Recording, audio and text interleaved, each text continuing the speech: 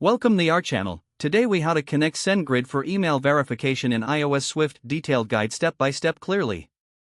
Begin by signing up for a SendGrid account if you haven't already. Once logged in, navigate to the dashboard. Click on the Settings tab found in the left sidebar. Select API keys from the drop-down menu. Click on the Create API Key button. Name your API key, and select the permission levels you need. Once done, generate your API key and store it securely. Now, open your Xcode project to begin integrating SendGrid. In the terminal, navigate to your project directory. Use CocoaPods to add SendGrid by entering pod in it. Open the pod file generated in your project directory. Add pod SendGrid to your pod file. Save the changes and run pod install. Once installation is complete, open the .squirkspace file. Import the SendGrid module at the top of your Swift file.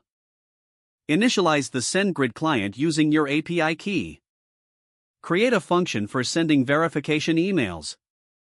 Within this function, set up the email parameters including the recipient's email, subject, and body.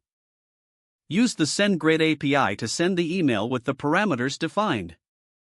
Handle the response from SendGrid to check if the email was sent successfully. If successful, show a confirmation message in your app. If there's an error, display the error message to the user. Test the functionality by running your app on a simulator or device. Enter an email address to verify if the process works smoothly.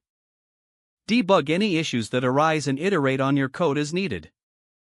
Once complete, ensure to review SendGrid's documentation for any additional configurations. Your email verification setup with SendGrid in iOS Swift is now ready.